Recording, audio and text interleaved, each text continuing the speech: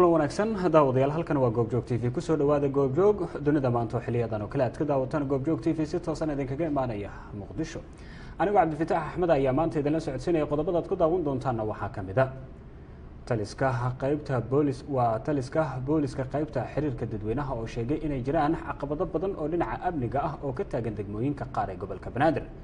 magaalooyin kamid ah dalka oo gadad ay ka sameeyeen ciidanka oo ka cabanaya mushaar la'aan oo ka socda dadaalo lagu dajinayo xiisadaha ka dhashay tabashada askarta ay sameeyeen in ka badan 50 qof oo isugu jira caruur iyo dad ah oo soo riday nafaqa darro oo la dhigay isbitaalka hooyada iyo dhallaanka ee Banaadir dowladda Ciraaq oo sheegtay inaysan jirin wax cadeynaya in Daesh ay adeegsatay hubka kiimikada Donald Trump waxa uu ugu baaqay madaxweynaha Palestine inuu booqasho uu ku yimaado Washington qodobadaas iyo kuwa kale ay ku jiraan ciyaaraha iyo sidoo kale dhaqaalaha ayaad ku daawan doontaan goobjoog dunida maanta oo si toos ah kaga imaanaya Muqdisho u diyaar garooba daawadeen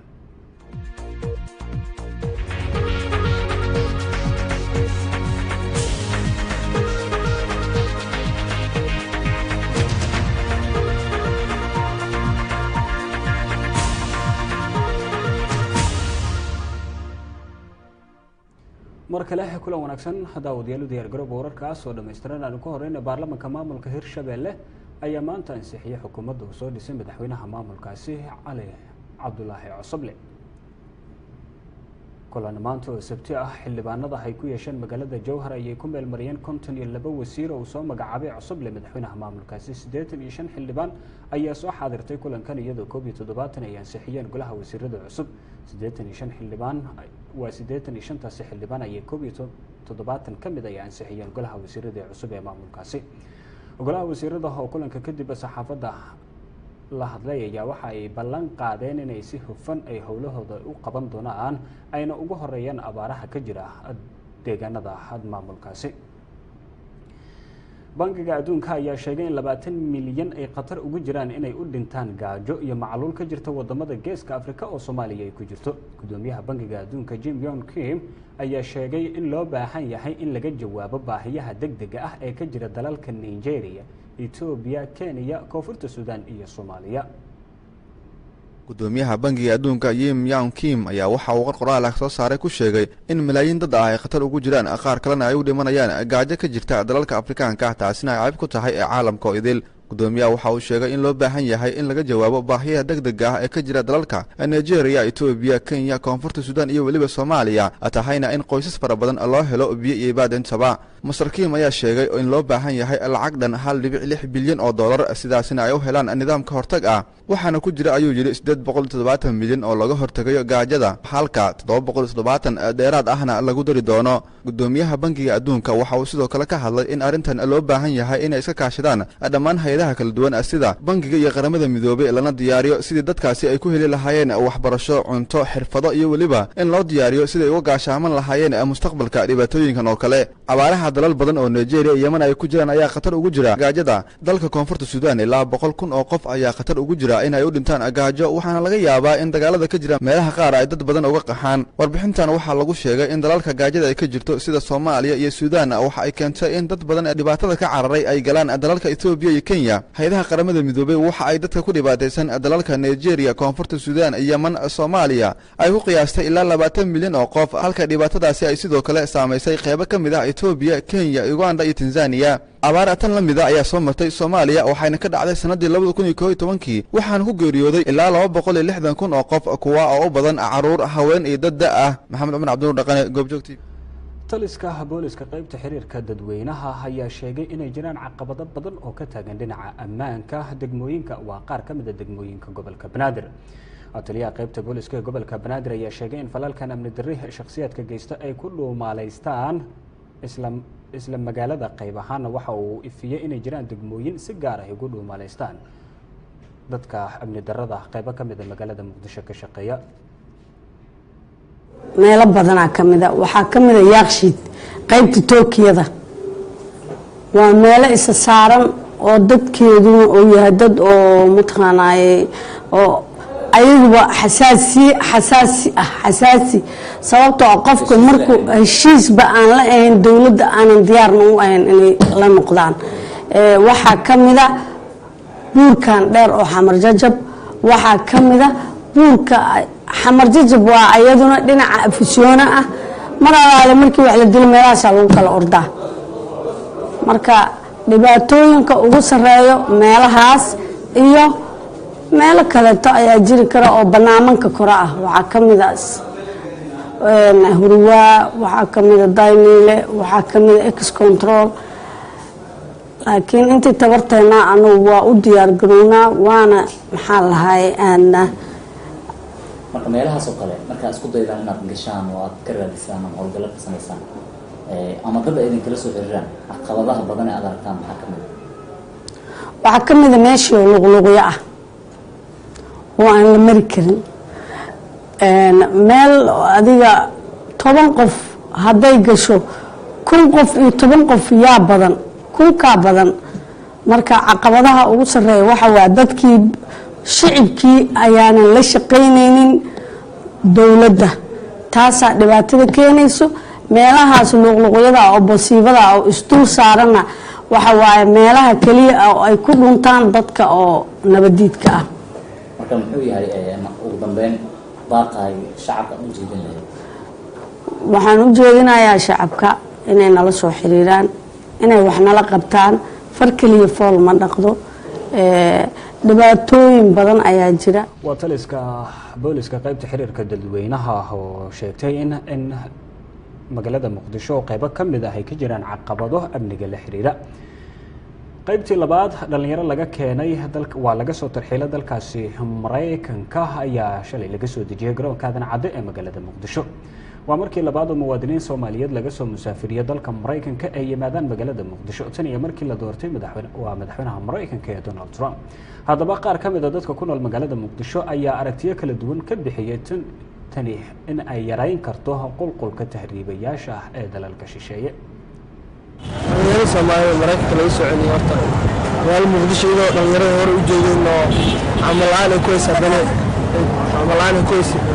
dhalinyarada iyo abin Mareykanka aadeen adan dib loo soo celiyay kuwii dhalinyarada ka caawinaya Mareykanka dhay $25,000 ee Mareykanka ku dhiibeen Allah sidoo kii sheegay ninka oo ka safiirka Soomaaliya Mareykanka lacagtooda xisaab ku caawinaya dowladda waxaa shaqsiga inay taariikhka wax ka qabato sida Mareykanka oo lagu haysto wadamada dhan Afrika iyo Soomaaliya lagu xaqaa dhalinyarada Soomaaliyeed in meel u tagaan nabadgelyo iyo shaqo dadka isku jiraan dadka nabadgelyo iyo shaqo isku tiir balse dadka laga soo celiyay oo aysan lacag aysan waxba aysan wadin wallahi boqolka boqol dad aad arin loogu xumaado waayo waxa yeelay dadkaas waxa ka lumay waqti ka lumay waxa ka baxay kharash badan ka baxay waxaan maqlay maalmaha shalay ka dhigaysan VOA ina sheegtay in lacago oo qofka ka baxday 25,000 lacag oo sanad xabsi u soo laqay taas waa problem ana garan khulaada muqdishaan kula shay muqdishaan jooga muqdishaan ku barbaaray marna waxaan ahay arday marna waxaan ma dadka ardayda Soomaaliyeed waxaan dilayaa dhalinyarada Soomaaliyeed waxaan dilayaa wadankeena ku nagaadaan ay ku bartaan ee tusaale u qaataan dadka ku limaanayo waddanka sida Liibiya dadka dalkeena Amerika waxay aaminsanaa meel fiican qof waxa laga yaabaa inuu san 5 maalin ama 10 maalin uusan ku nooleen oo sanad oo koraba waa arrin qurba ee dhibaato dad u geysay inay wadankooda imaadaan ay maarkan oo wax ku soo kordhiyaan beeraha tacbadaan waxyaabo badan hawlo badan inay qabsadaan intaas aan macnaha aan dhihi in macnaha Soomaaliya hadda waxa la filayaa in horumar iyo waxyaabahaas la gaaro oo inay wadankooda macnaha ay wax qabsadaan wadan dad waxba u tarimay waxaan jeclaan lahaa inay maarkan oo walaalahooda ay wax la qabtaan cidida isbedelkiisa ka tagay wadan shisheeye wuxuu asxaan uma samaynayo qasab dib loo soo celinayaa laba goor baamanina gaadho dadkaas oo leeyahay Ameerika lagu soo celiyay oo Soomaaliya dib loogu soo celiyayna aniga ayaanta waxa qabaa in iyaga asxaan loo sameeyay oo aanan wax khasaare loo geysan lacagta ka baxay waa meel biyo la shaqaysan karaa iyadoo loo baahan yahay wadankooda ku kharash gareeyaan oo ay wadanka dib ugu celiyaan oo iyagu ma garanaysaa ay la tageen oo wadamo shisheeye la aadeen oo mudafo iyo inaan lacagta mudnaan u lahayn ay waalidkooda uga qaadan waxaa laga yaabaa in bilal waalidkood xal awoodooda uga heleen in loo iibiyo macquul ahayd aad baan ugu mahadcelinaynaa fursadda maanta elsiyan waxaa gobol TV marka arrintan oo haddii ka hadla dhalinyarada dib la socday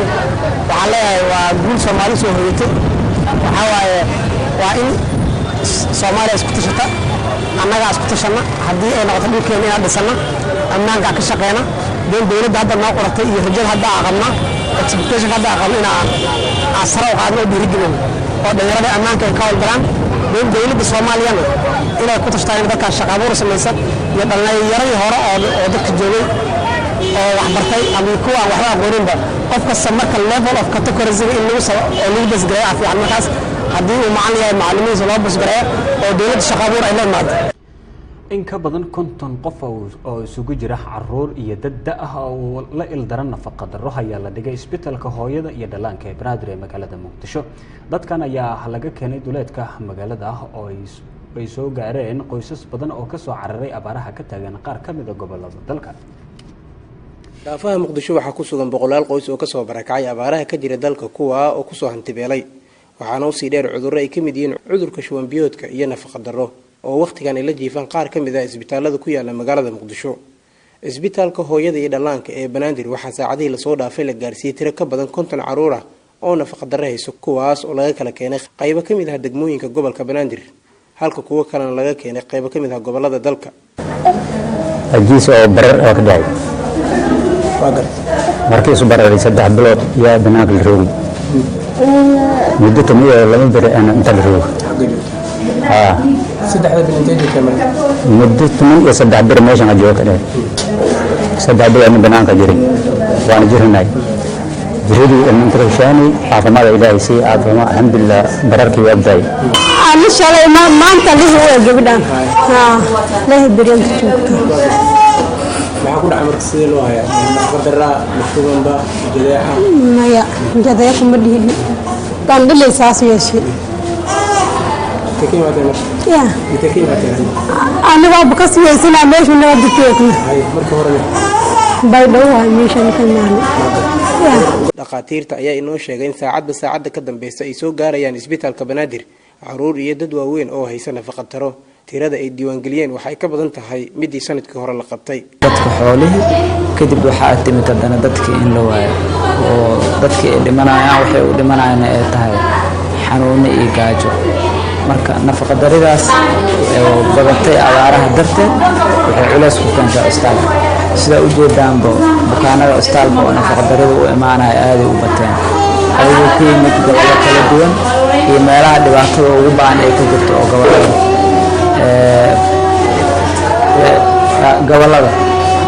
ugu badan oo anaga hadda noogala imaanaya shabeellada hoose wax loogu imaanayaan waxay u dhowyaan Muqdisho laakiin gobolada kale laftirkooda dhibaatada ku jirta waana laga yimaadaa laakiin shabeellada hoose meelaha ugu badan oo laga imaanayo hadda isbitaalka meeqa qof la xanuunsanayso isbitaalka hadda nafaqa darro inta noo jiifta ilaa 50 meey waay ilaa 50 ruux oo ilmo nafaqa darro qaba isbitaalka jiifta oo ka yimid IDB-yada amba kaamanka Muqdisho ku hareeraysan iyo shabeellada hoose marka ilaa 50 ruux ay gaarayaan abaaraha ka jira dalka waxay sababtay in qaybo ka mid ah gobolada dalka ay ka dilaacaan cudurro fara badan walina dadka ay la xanuunsanayaan mana jirto tilaabo cad oo dawladdu wax uga qabanayso arrinkan Ibrahim Xaaji Yuusuf Goobjoog TV dadka ku nool magaalada Cadaado ayaa bilaabay in gurmad ay gaarsiinayaan dadka abaaro halkaasi ay ku hayaan iyadoo dad badan oo xanuunka shuban biyoodka uu soo rita la dhigay isbitaalka guud ee magaalada Cadaado waxaana dadkaas intooda badan laga kala keenay deegaanada miyiga ah ee ku dhow magaalada Cadaado ee gobolka Galgaduud waa ay sii badanayaan dadka cudurka shuban biyoodka uu soo ridanayo deegaano ka tirsan gobolka Galgaduud isbitaalka Cadaado waxa cudurkan loo dhigay muddo 7 in ka badan 140 ruux oo isugu jira caruur iyo dad waaweyn oo ka kooban rag iyo dumar waxaana ilaa hadda u geeriyooday 5 qof sida maamulka isbitaalku ay sheegeen badankood dadkan waxa uu ku haleelay cudurka shuban biyoodku deegaanka Iidoole iyo tuulooyinka kale ee ku dhow halkaas oo laga soo daabuleeyay si loola tacaalo xaaladooda caafimaad guddiyo kamida dadka deegaanka oo iskood isku xilqaamay ayaa wada dadaalo lagu caawinayo dadka la xanuunsan cudurka shuban biyoodka ee isbitaalka la keenay iyo kuwa aan weli la soo gaarsiin si looga soo qaado deegaanada miyiga oo ay ku xanuunsanayaan deeq lacag oo laga soo aruuriyay dadka deegaanka ayaa guddigan isxilqaamay maanta gaarsiiyeen isbitaalka waxaana ka hadlay Aadan Cali Maxamed oo gudoomiye ah guddigan isxilqaamay 27 milyan oon ugu talagalnay maxaa la yiraahdaa dadka shubanbiyood ku dhacay inta taalla in maaragtay loo qaybiyo inta xoogaa ka soo bogsatay xanuunkiina gaadiid lagu qaado lagu celiyo meelahoodii arrintaas ayaan maanta u taagannahay dhibka jirana cidna loo sheegi maayo waa culays abaar iyo cudur dad ay isugu darsameen weeye waxaana arrintaas wax ka qaban karo loo sheeganayaa allaha casa wajalla doctor maxamed cumar yuusuf agaasimaha isbitaalka magaalada Cadaado ayaa sheegay inay sii kordhayaan xaaladaha caafimaad ee ka jira deegaanka si gaar ah dadka la xanuunsan cudurka shubanbiyoodka horeyna abaaruhu saameeyeen cudurku sidiisu waa xanuun badan yahay abaartuna sideeda waa xanuun badan tahay labadiina dad ay isugu darsameen waxaan leenahay intii soo kaalmaysay oo gargaarka dadkan ka soo qayb qaadatay way ku mahadsan yihiin ilaahayna ajir ha ka siiyo inta soo socotana ha soo dhaqsadaan ha u soo dadaalaan dadkan waxaa laga yaabaa wax aan sugi karin inay jiraan qofkii baahi caafimaad iyo baahi nololeedba ay jirto oo uusan sugi karinin ha u soo dhaqsadaan ayaan leenahay waxaan leenahay inta kaloo hadda qorshaha aysan ugu jirin markaan inay qorshaha ku darsadaanoo subaxdii adiguna aad biyo nadiifa kor isaga shubto oo tubo isku shubto qofna uu oon u dhimanayo ama baahi u dhimanayo inaysan sax ahayn bahda waxbarashada ayaa dhankooda wada dadaala gurmada waxaana ardada wax ka barata jaamacadda Simad qaybteeda Cadaado maanta isbitaalka gaarsiiyeen daawo aadan cali maxamed waxa uu gudoomiyuu yahay ardada jaamacadda Simad Cadaado waxa uu ka hadlayaa dadaalada ay wadaan iyo cadadka daawada maanta isbitaalka gaarsiiyeen waxa weeyaan in anaka waxaan nahay ardaydii jaamacadda Simad tiim yar aan nahay oo maaragtay meel yar ku wada nool meel wada jooga waxaana soo gaartay dhibaatadan maaragtay awal hore aan uga warqabnay haddana waxaa noo sii dheeriyay midda maaragtay cudurku keenay dadkii maanta la yaalyaalo ehelka ahaa oo dadkeenna ahaa waxaan samaynay waxaan isku xilqaadnay tabarteennu intay la eg tahayna waxay ka dhigan tahay maanta wax Cadaado ka jira iyo deegaanka maanta cudurku keenay sidoo kale waxaan samaynay aan go'aan ku gaarnay inaan wax ka qayb qaadano falanbayaasha ugu horeeyaan qofka marka cudurku soo rito in lagu duro dawladda waxay kooban tahay 240 120 cusba iyo 120 isku dara oo maaragtay falanba iyo maaragtay laba bukus oo maaragtay golofsidiya iyo waxaan ka soo gadnay iyo kun marowsiisyaashaas aan ka soo dhignay marka waana wax yar maaragtay wax weyn maanta inaysan isbitaalka bedelayeen oo laga yaabaa cudurka shubanbiyoodka ee deegaana ka tirsan Galgaduud ku soo ritay ku dhawaad 150 ruux waxa uu sii kordhinayaa culeysyada ay keeneen xaaladaha abaareed ee ka jira deegaanka Daahir Faarax Ahmed goobjoog Cadaad waa tahay daawadayaal goobjoog dunida maanta ayaa daawanaysaan weli hoose toos idinkaga imaanaya Muqdisho wararka noo harana waxaa ka mid ah dawladda Ciraaq ayaa sheegtay in aysan jirin wax cadeynaya in Daacish ay adeegsatay hubka kiimikada danjiraha Ciraaq u fadhiya qaramada midoobay Maxamed Al-Hakim ayaa xaqiijiyay in aysan jirin wax cadeynaya in ururka Daacish uu adeegsaday hubka kiimikada dagaalka uu kula jiro ciidanka Ciraaq waxaana uu intaa raaciyay dhab ahaantii ma jiraan wax cadeynaya in ururka Daacish uu adeegsaday hubka kiimikada isagoona muujiyay in qaramada midoobay ay gaarsiiyeen natiijadan kadib markii uu kala hadlay dawladdiisa danjiraha oo sheegay in dawladda Ciraaq ay xiriir la sameynayso hay'adda xanibaadda hubka kiimikada قوات جهاز مكافحة الإرهاب منعتها الظروف الجوية السيئة من استكمال دخولها إلى حي المنصور الذي يقع في الجزء الجنوبي الغربي لمدينة الموصل وأوضحت مصادر عراقية أن استمرار هطول الأمطار في عموم المنطقة وما يسببه من وجود غيوم في سماء المعركة يعيق توفير غطاء جوي للقوات البرية وخصوصا من طائرات التحالف الدولي وهو ما استدعى توقف عمليات التقدم للقوات العراقية مؤقتا وأكدت المصادر أن استئناف القتال وتقدم القوات سيكون مرهونا إلى حد كبير بتحسن الظروف الجوية في المنطقة وفي الأثناء أكدت اللجنة الدولية للصليب الأحمر أن 12 شخصا بينهم نساء وأطفال يعالجون من احتمال تعرضهم لمواد يشتبه أنها أسلحة كيميائية بدائية ويتلقون العلاج في مستشفيات بأربيل وأوضحت أن 4 منهم ظهرت عليهم علامات واضحة madaxweynaha waddanka Mareykanka ee Donald Trump ayaa ugu baaqay madaxweynaha Falastiin in uu booqasho ku yimaado Washington madaxweynaha Mareykanka ee Donald Trump ayaa ugu baaqay madaxweynaha Falastiin Maxamuud Cabbaas in uu soo booqdo magaalada Washington kadib markii labada mas'uul ay ku wada hadleen qadka telefoonka waana xiriirkii ugu horeeyey ee dhex mara labadan mas-uul tan iyo markii uu xilka la wareegay madaxweynaha dalkaasi Mareykanka ee Donald Trump. madaxweyne Trump ayaa horey u marti qaaday ra'iisul wasaaraha Israel Benjamin Netanyahu bishii la soo dhaafay, iyaguna ka wada hadlay sidii xal loogu heli lahaa loolanada iyo dhibaatooyinka ka jira bariga dhexe. kulanka Donald Trump la qaatay ra'iisul wasaaraha Israel ayaa waxa uu walwal siyaasadeed ku abuuray reer Falastiin, iyaguna ku eedeeyay inuu xoogeystay xiriirkii ka dhexeeya Mareykanka iyo Israel tan iyo intuu xilka uu la wareegay Donald Trump. madaxweyne Trump ayaa qorsheynaya in uu kala hadlo madaxweynaha Falastiin Maxamuud Cabbaas sidii loo soo celin lahaa wadahadaladii u dhexeeyay Falastiin iyo Israel, oo isaga oo sheegay in wadahadaladaas lagu dhameynayo si nabadgelyo ah. Maxamuud Cabbaas ayaa isna dhankiisa waxa uu kala hadli doonaa Donald Trump sidii loo joojin lahaa deegaameynta Israel ay ka wado dhulka reer Falastiin iyo in muhiim ay tahay in labada dhinac ay gaaraan xal waara. bishii Abriil ee sanadkii 2014 ayay ahayd markii si toos ah u istaageen wadahadaladii u dhexeeyay Israel iyo Falastiin, wadahadaladaas oo uu garwadeen ka ahaa Mareykanka.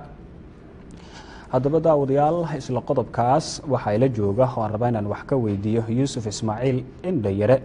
oo ah madaxa xarunta tababarada iyo tababarada hogaaminta iyo sidoo kale horumarinta xirfadaha. kusoo dhawow goobjoog dunida maanta marka hore. marka labaad sidaad arkaysay madaxweynaha Mareykanka ee Donald Trump ee dhawaan Mareykanka loo doortay wuxuu ugu baaqay in madaxweynaha Falastiin Maxamuud Cabbaas uu yimaado Washington si wada hadal ay dhex maraan, waana xiriirkii ugu horeeyay labadan madaxweyne dhex mara tan iyo intii Trump uu xilkan uu ku guuleystay. maxay kula tahay inay keeni karto? waxay la tahay sida caadaduba awal bay ahayd, maaha horta madaxweynihii ugu horeeyay booqda maaha, ta kale maaha arrinta labaad madaxweynihii ugu horeeyay carbeeda booqdana maaha. waxaa kasii horeeyay boqorka Urdun oo horaantiisii booqday. waxaa isna 2 jeer ay khadka telefoonka ku wada hadleen madaxweynaha ra'iisul wasaaraha Falastiin Israel Yahuuda. taas ma keenayso in wax cusub xiriir cusub ay tahay, laakiin Maxamuud Cabbaas inuu si cusub u booqdo arrimaha sababi kara. arrimaha ugu badan ee imika sababi kara waxa weeyaan maalintii la doortay ololihii Donald Trump waxaa ku jiray in uu safaaradda Tel Aviv ku taalla inuu keeni doono Baytul Maqdis Qudus. taas waxay keentay guux badan oo Falastiiniyiinta dhexdooda ah. Maxamuud Cabbaas cod buu sheegay, raganimo iska day, runtii wuxuu yidhi waanu ka xunnahay inuu yidhaahdo madaxweynaha Mareykanku safaaradda baan usoo rarayaa dhul ay Falastiin leedahay. dabcan dee Tel Aviv Falastiin baa iskale sida caadiga ah, laakiin waa deegaameyn baa lagu sameeyey aad u weyn. bilxaqiiqa cabdifataax waxay u eg tahay uun in xidhiidhkii hore ee awalba ka jiri jiray ay tahay. taas waxay keentay markuu Maxamuud Cabbaas uu yidhi waan ka xunnahay inuu madaxweynuhu saa yidhahdo, laakiin waxaan rajaynayaa buu yidhi hadal ah maalinta uu gaadho xafiiska madaxweynaha waa Mareykanka in ma garanaysaa uu odhan doono ka noqon doono. dabcan tii waxay keentay inuu is yidhaahdo Donald Trump malaha nimanka waxaaba ku jira xogaa xiniina ku jirta. dabcan waa kan u yeedhay. wuxuu sheegay Nabiil afayeenka Falastiin jumcadii in uu ka helay martiqaad rasmi ah. dabcan waxyaabaha ay si rasmi ah nataa'ijka ka dhashay rasmiga weli ma hayno, laakiin nataa'ijka hordhaci waxay sheegayaan inuu kala hadli doono qadiyadda ah deegaameynta cusub ee Falastiin ee lagu wado dhexdeeda Israa'iil, iyo sidii loo samayn lahaa ammaan dhexdooda loo dhigi lahaa Israa'iil iyo Falastiin. dabcan Maxamuud Cabbaasna dee wuxuu ku sii jiri jiray awal wuxuu ahaa fatax buu ahaan jiray. taasna waa mid la ogyahay wuxuu qaban jiray iyo asliyan wuxuu ahaa raggii wuxuu ahaa Carafaad xarkaha u jaray buu qayb ka ahaa. marka Yahuudan xiriir badan bay leeyihiin, waa nin ay isku fiican yihiin, mana aha nin doonaya inuu dawla Falastiiniya inuu dhiso, laakiin waa nin runtii madaxnimada iyo kursiga wadanada carabta iyo khaasatan muslimiintaba sida ka jirta inuu ku magacawnaado oo mararka barkood lagu magacaabo sulda Falastiiniya, yacni hoggaan in la yidhaahdo waa kii matalayay, laakiin ma aha madaxweyne. ma garanaysa waayahay markaad sidaas u fiiriso xiriirkan uu la sameeyey dabcan waxaa kusoo sheegteen booqashadii ugu horreysay ee madaxweyne dal kale ama madaxweyne dal carbeed ama dal muslimna inuusan noqonaynin maxamuud cabaas oo halkaas uu ku tagaya dhinaca kale markaad ka fiirisid Israel iyo Palestine oo waxyaabaha ugu badan ee hadda uu Donald Trump uu doonayo Mareykankuna weligiiba uu ku jiray ahayd dhexdhexaadinta labadooda dhinac kastaba ha noqotee inay taas tahay marka horaan wuxuu la kulmay in oo waxa uu wacay Benjamin Netanyahu oo aqalka cad ka wacay hadda waxa uu la hadlayaa uu leeyahay booqasho ku yimid Washington waa Maxamuud Cabaas maxay kula tahay inay ka bedeli karto waxyaabihii ka jiray bariga dhexe gaar ahaan waxyaabihii dhexdooda ka jiray Palestine iyo sidoo kale Israel ma xasantahay afsax in Israel iyo Palestine heshiis ma aha markii loo eego shacabku heshiis ma aha labada shacab laakiin waxa heshiisa waxa lagu magacaabo dadka matalaya Palestine oo ah Fatah oo khaasatan iminka uu madaxweyne loo doortay uu yahay mudooyinkii ugu dambeeyay Maxamuud Cabaas iyo madaxda Israel waxaan sidaan ognahayba madaxda Israel waa madax runtii aqoonna u leh hogaaminta wadankooda kartina u leh aragtida ay u leeyihiin shacabkooda waxaynan go'aanku u yahay fi duwal caalamka oo dhan wuxuu yahay in Palestine meesha laga qaado oo iyagoo la leeyahay yani annaga iskale ay leeyihiin oo ay qisas hore sheeganayeen laakiin ay sida uu turjunteen aan ahayn Israailiyiintu waxaad la socotaa xaraka Sahyuuniya oo qolada ugu mayeelka adag diinta Yahuuda qoladaasu inay awoodda u hayaan oo ma garanaysaa ay ku durkinayaan markii la aasaasay dawladda Falastiiniya 1948 waxaad dareemi karaysaa siday kusoo degeen iyo maanta siday yihiin markay taariikhdu ka waramayso xiriirkan haddaan kusoo noqono labada xiriir labada shacab marraba shacabka Falastiin soo dhaweyn maayo waxa ka soo bixi doona laakiin waxay ila tahay ani raayigayga waxa ka soo bixi doona inuu noqon doono markuu ugu badan yahay in laga wada hadlo haddii safaaradda la keeni waayo dabcan Donald Trump waa nin degdeg badan oo qiyaadada aan u soo bayn qaabka uu egyahay ilaa hadda qaabka u wadana waa qaab degdeg badan taas waxay keeni doontaa in isla durba ay noqon doonto in uu kala hadli doono sidii loo keeni lahaa safaaradda Tel Aviv Qudus hadduu taa uu awoodi kari waayo oo dabcan laga yaabo inuu kala gabado ama uu awoodi kari waayo waxay keeni kartaa in uu yiraahdo deegaameynta cusub Falastiin ku dhex socota inta u hadhay in la sii wado Maxamuud Cabaas hadalku yiri waxa ka mid ah isbuucii hore inuu yiri waxaan rajaynaynaa in ay nabadgelyo ayna dhex dhigaan insha Allah si uu isagu soo dhiga hadalka haddaan ka dhex galo isla deegaameynta markii laga hadlayo isla Donald Trump laftigiisa waa uu ka hadlay oo wuxuu yiri marnaba raalli ma ka noqonayo in Falastiin ay sii wado deegaameynta cusub ee halkaas golaha amaanka qaramada midoobay sidaas oo kale dhowr jeer la horgeeyay taamiyana kula ahayn inay wax ka bedeli karto xiriirkan uu la sameeyo oo meesha ay ku jirto saxaafadu ay sii leedahay in waxyaabaha ugu badan ay ka wada hadli karaan waxay tahay in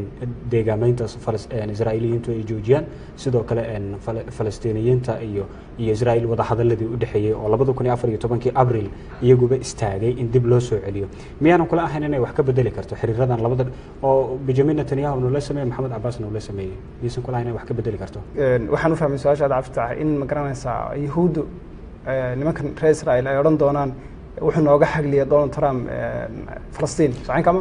horay Falastiiniyiinta waxay u yiraahdeen aqalka cad si toos ah wuxuu ugu biiray awoodda Israa'iil isla tiyeedu laga duulayo kulankan oo uu dalbaday Donald Trump ay yimid marka si markaa u fiiriso miyaanay kula ahayn in xoogaa isku soo dhawaansho ama wada hadalkii dib u sii furmo ama ugu yaraan in la xakiyo deegaameyntii miyaanay meesha ku jiri karin waa mahadsantahay laakiin mid baa dunida dhan ka go'an khaasatan Mareykanka ka go'an in dawladnimada Yahuuda dawladnimada Israa'iil ninba sidoo u yaqaano inaan marraba laga tanaasulin dawladnimada dawladnimada Israa'iil inaan marraba laga tanaasulin cidda ugu awoodda badan ee fangaranaysana waa Mareykanna mar kasta wuxuu u taagan yahay oo lacag ku bixiya oo fiitooda u adeegsada sidii ayna Falastiin madaxa u soo qaadi lahayn marka anigu waxaan u arkaa wadana ka awood badan baa jira Maxamuud Cabaas oo xor ah ka awood badan oo ka raganimo badan oo ka actifsan oo ka dhaqaale badan oo tusaalahan Turkiga ka mid yahay muu casuumin sababta uu casuumay waa in uu kala hadlo sidii Israa'iil maslaxadeeda loo ilaalin lahaa dhaqaalahaan diin ahaan waxay ku sheegaan oo caqiidada iyagu ay sheeganayaan iyo dhammaan salaaxiyaadka kale awoodaha kale ay leedahay Israa'iil ma dhici doonto ma raba in Falastiin dawlad loo dhiso ma dhici doonto waqtigan soo socda. waayahay ugu dambeyn markaad waxyaabahan oo dhan isku soo arooriso dabcan si dhawaad ula socotaa arrimaha bariga dhexe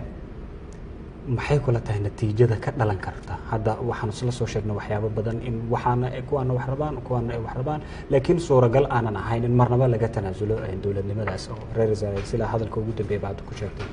kulankan haddii isugu tagaan Mareykanka haddii meelo kale isugu yimaadaan haddii la soo celiyo wada hadaladii u dhaxeeyay Israa'iil iyo Falastiin deegaameynta haddii la joojiyo natiijada ugu dambeysa ee aad isleedahay way ka dhalan kartaa maxay kula tahay waa mahadsantahay Aftax natiijada ugu dambeysa horta natiijada waxaa jira natiijadayna wali sheegin arinta labaad ee ka dhalan kartaa waxa weeyaan inuu kala hadlo xarakaadkan ka dhex dagaalama ururadan ka dhex dagaalama Falastiin oo ay kow ka tahay Xamaas waxaan isleeyahay Donald Trump waa nin aad islaamka saas uga qaba iyo dadka islaamnimadaba sheegta ama ku adkaadaan ama ku fududaadaan wuxuu kala hadli doonaa qadiyada labaad ee awoodda waliba uu saari doono militariga waxa weeyaan inuu si rasmi ah uu kala hadlo Maxamed Cabbaas kala xaajoodo sidii kooxaha haddii aan laga takhalusi karaynin oo u soo jiidan lahaa shirkiisa muddo waxaa jiray ahaa in wasaaradda gaashaandhigga uu door fiican u siinayo inay macaamil dhow la yeelato meelahaas ka baxsan wasaaradda gaashaandhigga taana iyadana qayb ay ka tahay waad mahadsantahay waxaa jirta oo kale Donald Trump waddanka si rasmi awoodiisa male laakiin markii la eego waddanka waxaa maamulo maraakiis kale santaro kale oo waaweyn sida wasaaradda arrimaha dibadda hoos yimaada sida markiska awoodsiinta santarka awoodsiinta Bayt al-Abyad guriga cad iyo sidoo kale awoodsiinta sirdoonka ee waddanka Mareykanka sidoo kale markiska santarka awoodsiinta qiyaadada hoggaanka militariga waxaa kaloo isna lamida ka Congress-ka oo awood badan isaguna ku leh waxaa kaloo kamida iclaanka iyo saxaafadda qolooyinkaas oo dhan waxay keeni karaan in marar badan wuxuu doonayo Donald Trump iyo madaxweynaha Mareykanku ay diidi karaan ay ka wicin karaan aad baad u mahadsan tahay waxa uu ahaa Yuusuf Ismaaciil Indhayare oo ah madaxa waa xarunta tababarada iyo hogaaminta iyo sidoo kale horumarinta xirfadaha iyo waxa barnaamijka goobjoog dunida maanta gala qayb galay qodobkaas ku saabsan Donald Trump oo isagu la xiriiray madaxweynaha Falastiin Maxamed Cabbaas uguna yeeray in Washington booqdo ayuu ila falaqeynayay qodobo kale ayaa inoo soo socda daawadayaal markana Suudaan ayaa xabsiga waxay ka sii deysay in ka badan 200 oo fallaagada ka dagaalanta gobolka Darfur dowladda Suudaan ayaa xabsiga dhexe ka sii deysay 258 maxbuus oo ka tirsan kooxaha fallaagada ah ee ka dagaalama gobolka Darfur ee galbeedka Suudaan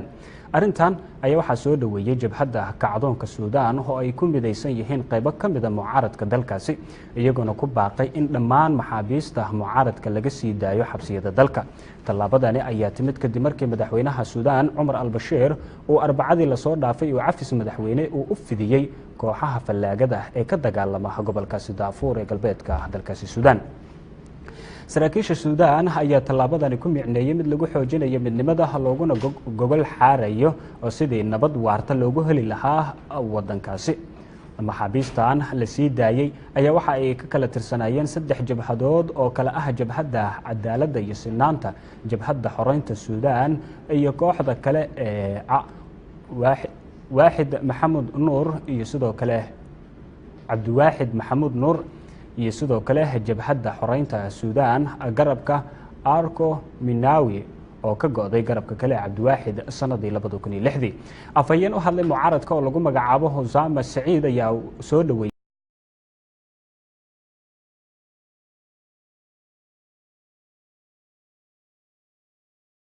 ka digtay dad hor leh oo ka barakacay dalkaasi Yemen afayeenka xogayaha guud ee qaramada midoobay Faarax Xaq ay sheegay in dagaalada ka socda galbeedka iyo bartamaha Yemen ay horseedeen inay qaxaan in ka badan 62,000 oo qof toddobaadkii la soo dhaafay waxaanu intaa ku daray in dadka barakacay badankooda ay gabaad ay ka dhigteen goobaha caafimaad halka kuwa kalena ay meelo cidla ah ay degan yihiin madaxweynaha Yemen ayaa talaadadii lasoo dhaafay sheegay in dhibaatada yeman ka taagan ay tahay midda ugu xun ee maanta ka jirta dunida. hadal uu ka jeediyey shirka